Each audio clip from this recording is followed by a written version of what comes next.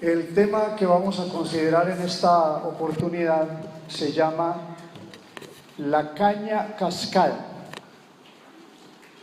La porción bíblica la encontramos en el libro del profeta Isaías, exactamente en el capítulo 42.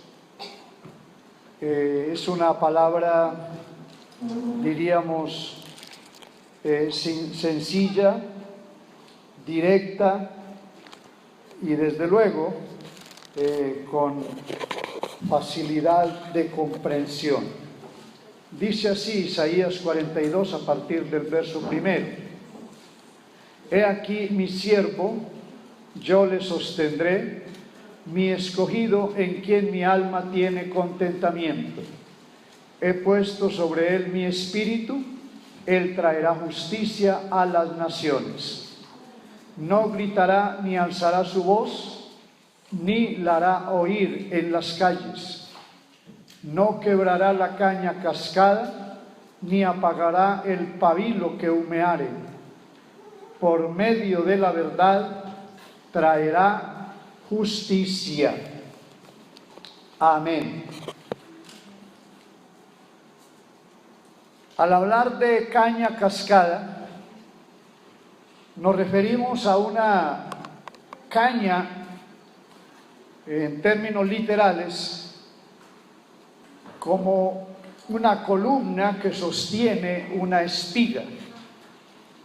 Entonces hay la caña de junco, la caña del maíz, la caña del trigo, la caña de la cebada. Generalmente las cañas tienen dos enemigos. Uno, el viento.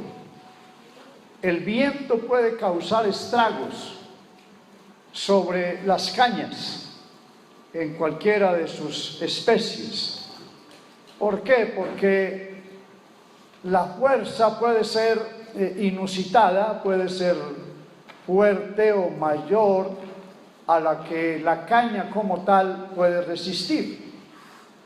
Eso hace que se doble, se incline, en el peor caso puede ser quebrada y tirada en el piso. Al estar en tal condición, entonces su fruto está en contacto directo con el polvo, el lodo, o a merced de la humedad, lo cual pudiera dañar, podrir el fruto. El segundo enemigo de la espiga o la caña es la inundación. Cuando el río crece, se sale de su cauce, entonces inunda las riberas. Era lo que ocurría con el río Nilo, por ejemplo. Las aguas crecían, inundaban el campo, las cañas eran cubiertas de agua y claro, era un ambiente propicio, propenso para los hongos, la contaminación y en el peor caso también debilitar o anular la producción de la caña. Aquí el profeta está haciendo alusión al ministerio del Mesías, lo que él hará en su momento cuando intervenga para rescatar a su pueblo Israel. Amén. Va a encontrar una nación sacudida, invadida por los enemigos, como egipcios, babilonios, asirios, persas, griegos, que siempre estuvieron al acecho para azotar esa espiga, esa caña, que era una nación notable y de la cual siempre se esperó el mejor fruto. El ministerio de Jesús o del Mesías no va a ser un ministerio rimbombante de fama, de popularidad, de complacer a los gobernantes o a las personas de la clase o la élite mayor. No, Él viene para anunciar el Evangelio a los pobres, a los menesterosos, a los necesitados. Es decir, va a confrontar la necesidad latente del pueblo. Es más, cuando había la curiosidad por saber quién era Juan el Bautista, y cuya narración se encuentra en el capítulo 11 de Mateo, él hace una pregunta bien interesante: ¿qué salisteis a ver? ¿Salisteis a ver a una persona con vestiduras delicadas? Las personas con vestiduras delicadas viven en los palacios. ¿O habéis venido a mirar una caña sacudida por el viento? Alguien débil, alguien sin importancia. Pues yo les puedo informar, dice él, que Juan el Bautista es un profeta y es el mayor de todos los que han venido. Pero en el reino de Dios, el más pequeño es mayor que Juan el Bautista. Aunque parece débil, aunque se ve como una caña cascada, pero es el poderoso profeta de Dios, que trae la palabra, el mensaje que se le ha encomendado. Pero ahora veámoslo desde nuestro propio ángulo. Aquí vemos personas de diferentes edades, diferentes nacionalidades, culturas, idiomas y proyectos de vida. Pero cada quien tiene los mismos enemigos. El viento contrario. ¿Cuál es ese viento contrario? Las ideologías, las huecas filosofías de los hombres que soplan continuamente. Y ahí están esos vientos en la universidad, están esos vientos a través de la literatura, están esos vientos a través de las redes. Y esa persona cada vez se debilita más y va perdiendo sus valores. Es una caña cascada, azotada cada día, amenazada de muerte por esas corrientes contrarias de religión, falsos conceptos, falsa ética o moralidad. Pero aparte de esos vientos filosóficos, ideológicos, la inundación. El mundo está inundado de pecado, de bajas pasiones, de violencia, idolatría, conductas totalmente reprobadas. Hay lo que pudiéramos llamar una continua devaluación de los valores. Así que cada uno tiene su propia experiencia. Es una caña sacudida, una caña debilitada, una caña en medio del viento o la inundación.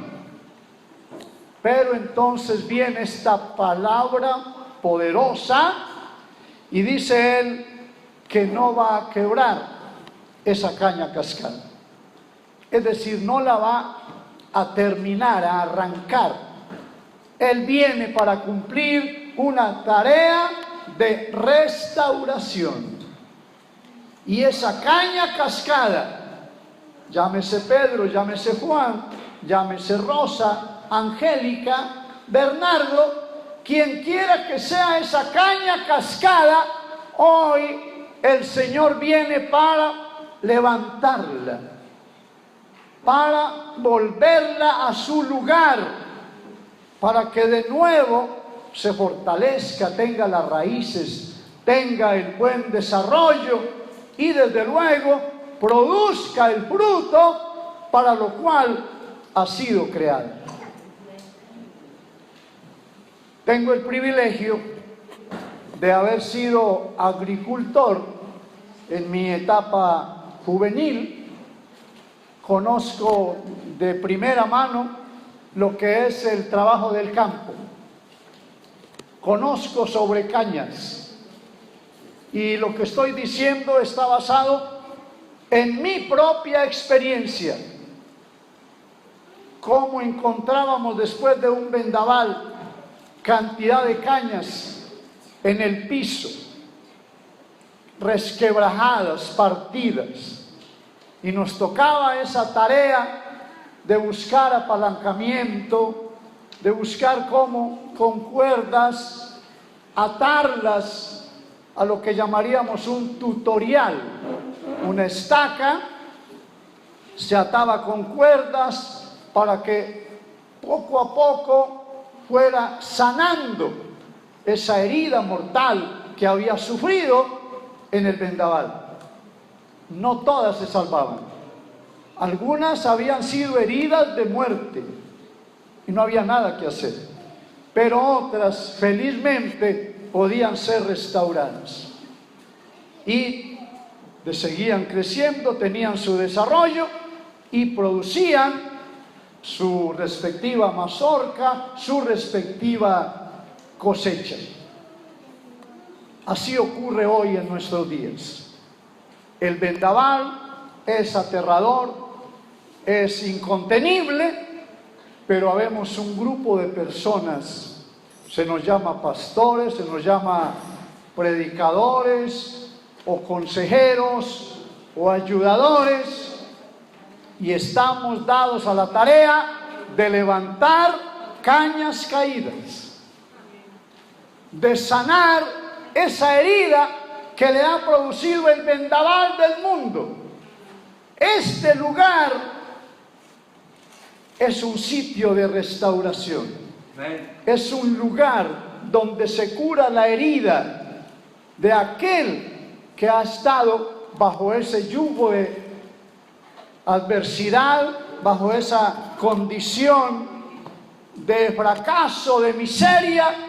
Y permítame decirle con absoluta certeza que ese que restauró a miles en Israel, ese que salvó a miles en su desarrollo ministerial hace 2000 años, ese que salvó a miles a lo largo de Jerusalén, Judea, Samaria, es el mismo que está aquí en este momento. Claro que Él merece esa alabanza, ese aplauso. Él es digno de ser en gran manera glorificado. Así que hay remedio, hay solución para la caña cascada. Es un símil, yo diría maravilloso, impresionante. Pero hay un segundo. Ni apagará el pabilo que humeare.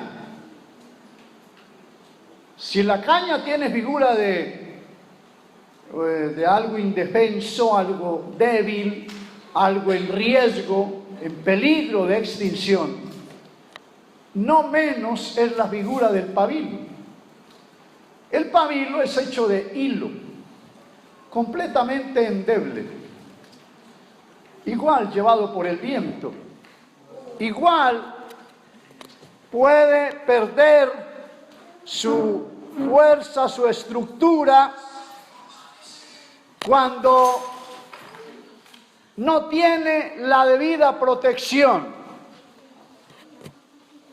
¿Qué ocurría, por ejemplo, en el santuario? Vamos a recordar un poco lo que sucedía al interior del lugar santo y santísimo. En aquel lugar había un candelabro hecho de oro puro. Ese candelabro había sido labrado a martillo y tenía 7 lámparas. Y claro, cada lámpara era un pabilo. se alimentaba con aceite que tenía en un depósito y debía alumbrar las 24 horas.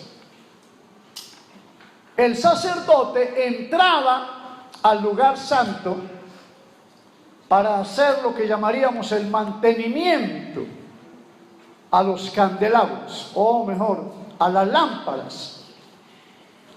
Así que una vez entraba, él llevaba unas despabiladeras, unas pequeñas tijeras, y revisaba una por una. Cuando faltaba el aceite, el pabilo podía quemarse, porque el aceite es el combustible para salvaguardar ese pabilo débil. Así que si hay aceite suficiente, entonces es el combustible, el pabilo es apenas un instrumento para que poco a poco se transmita la luz. El sacerdote debía cortar los pabilos humeantes, los que estaban ya en vía de extinción. En el peor caso había que cambiar el pabilo y de nuevo poner el combustible que fuera necesario para que hubiese luz en abundancia. Nosotros somos pabilos en la mano de Dios. Nuestra vida es totalmente dependiente de Él, y por más que usted se crea Superman o la Mujer Maravilla, nosotros sin el Señor no somos absolutamente nada. Job dijo: quítame el espíritu y dejaré de ser. Solamente si el Señor quitara ahora el oxígeno por 10, 15, 20 segundos, aquí ocurriría una gran tragedia. Dependemos de Él. Somos pabilos débiles. Alumbramos es por su palabra, su gracia, su amor, su poder infinito. Entonces es posible que así como hay cañas cascadas, igualmente aquí haya pabilos humeantes.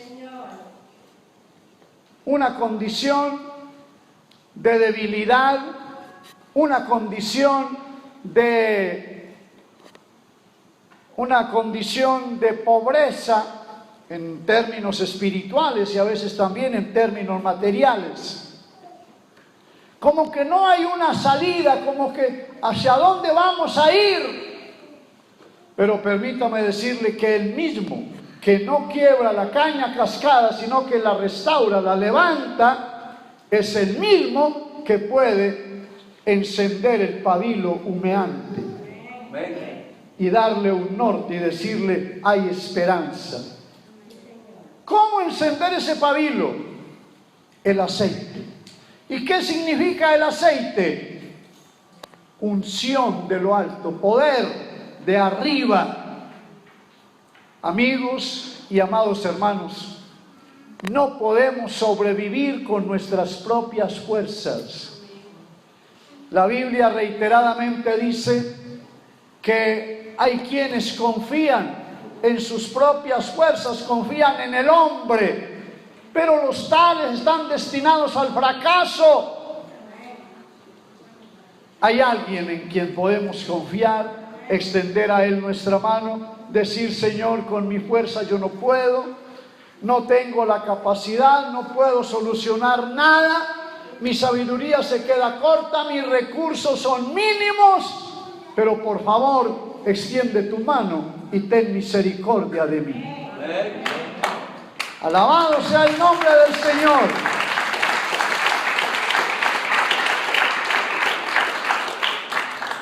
Citemos algunos ejemplos. Un hombre iba de camino, cayó en manos de ladrones. No hay duda que era una persona que tenía cierta solvencia, llevaba joyas, dinero, se encaminaba a la ciudad de Jericó, venía de Jerusalén, la capital de la alabanza, la ciudad del rey, la ciudad de la alegría, pero cayó en manos de ladrones.